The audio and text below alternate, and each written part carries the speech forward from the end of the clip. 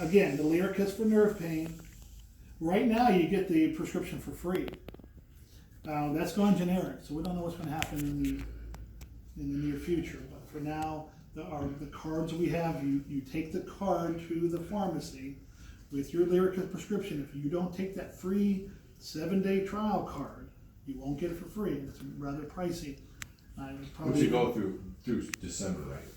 I think so. I wasn't sure. I couldn't remember. In any pharmacy? Yep. Yeah, you get it for free at any pharmacy with that card. The Celebrex, we even have Celebrex here for you to purchase, because it depends on where you're going. What was the highest we found? Walmart? One big box drugstore, I can't remember which, $67 for 10 generic Celebrex. It is $17 at Frontier. It's right around. Same medication, same amount, same dosage. And I think ours is $15 or $20 for the 10 tablets here, through our little pharmacy here. Yeah. But it is all over the place. So it might be 67 at the, what was it, Walmart, wasn't it? Walmart? I want to say it was CVS or Rite Aid, one of those two. I heard Walgreens was 96. For 10 Celebrex? Yep, and that's why they came here. And by the way, we still have Celebrex written on there, but that had gone generic a while ago, so we're talking about 10 generic pills going for that much money, okay? Wow. It's one of our pet peeves with this whole pharmacy thing. So the prescription, when we write it, it'll say celecoxib, only because it's the exact same medicine. Celecoxib is the generic version of Celebrex, so don't let that fool you if you have that written out for you, okay? But you still take it the exact same way, this is how we recommend it, and you only take the Celebrex the day before. So one day prior, you take the Celebrex in the morning with breakfast, and then get in dinner. And then you take the morning of surgery with just a sip of water. You're taking 2 of the Celebrex and 1 of the Lyrica. That really sets us up to have good pain control. So you're actually doing that before surgery, before we ever make that incision. Another thing we like to do is we give a little bit of cortisone in the block that we do. So along with our Novocaine mixture, we also put a little bit of cortisone. It's called dexamethasone, into that injection as well. And that also decreases post-operative pain and swelling. So we have a way to help you avoid opioids altogether in many cases. And this is how we do it.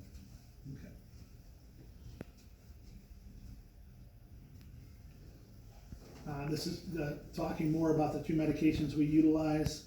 And as far as I know, neither of these, especially Celebrex for sure, but I don't even think Lyrica has any history of dependence. Is that fair to say, guys? I mean, no one's ever gotten addicted to either of these medications. So a huge plus with the way we do it here.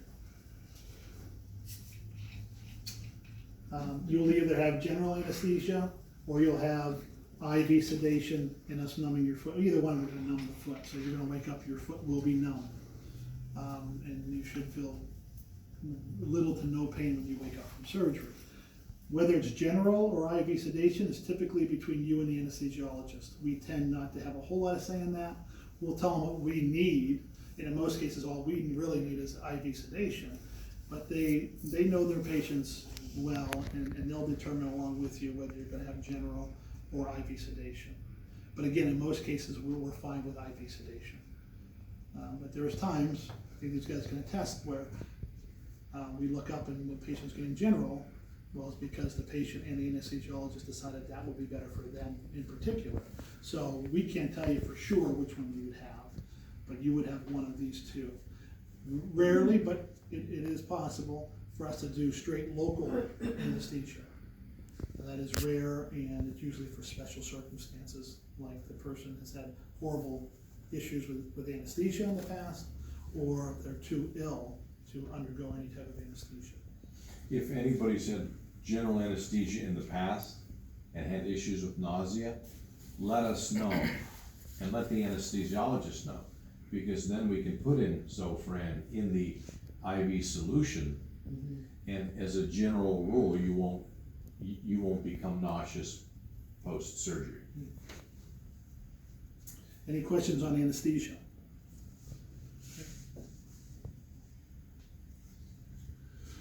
So, again, we talked about some of these things, but some that we probably already missed.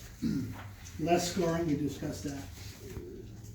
Certainly less discomfort in our experience, okay? That's not to say you won't have some level of discomfort. It has happened, but it's more rare that you have zero discomfort. But we just notice less pain overall than with our traditional open surgeries. And the reason for that less pain, less discomfort, is because less tissue dissection. We have these instruments that we now have available to us to allow us to utilize smaller incisions, okay? But it also helps us, the ease of the procedure for us, which means easier recovery for you guys. And again, in the end of all of it, it's much more cosmetically appealing than if for the traditional open surgery, especially when we have the folks that have keloid formation, meaning that real thick, heavy, visible scarring. You know, so this is really good for those folks. Okay. And if you guys notice, and you've all heard of them doing, you know, small incision gallbladders and small incisions, and they're putting little cameras in, and we even have the knee scopes, of course. So, and these techniques that we're doing of the foot and ankle have been done, they're tried and true, they've been done for decades. But they're much easier, and we're into the third and fourth generation of these procedures, much easier now because we have the new technology of live x-ray and much more sleek instrumentation that have what we call high torque but low speed, which is very key for cutting through bone without disrupting a lot of the natural features of the bone and not burning the bone.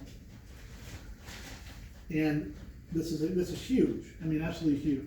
Reduced chance of infection. It's a nightmare for a surgeon and patient to have to deal with post-operative infection. So it's very nice that it was a small percentage before, it's even smaller now for us. Let them know about prophylactic antibiotics, Doc. That's the last one, Dr. Olson. Okay. Well, I don't, in most cases, I don't do prophylactic antibiotics, but what I think Dr. Tomasi is, what he means is, we have the anesthesiologist at the head of the table Right. do an IV antibiotic. So we don't necessarily write, Dr. Wiley does, I think, still writes for a few antibiotic pills for after surgery. Dr. Tomasi and myself, we tend not to. Big advantage of small incision surgery, less chance of infection.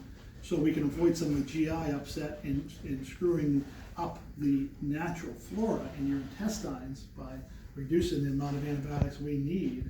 But we do give an IV antibiotic just to take that extra step of safety. So you do have some coverage antibiotics wise. And it's a very good, strong antibiotic that we give through the IV. And you're sleeping, so you don't know that, you don't have to get a shot of penicillin in your arm or your backside again. And this is the last slide, correct? Yep. All right, I think I answered a lot of questions, but any further questions? You guys want to see what the boot or the shoe look like? I just want to touch on what she was saying about, what you said was a very good question. Yeah. The, what do you call it, orthotics? Yep. Because years ago, I had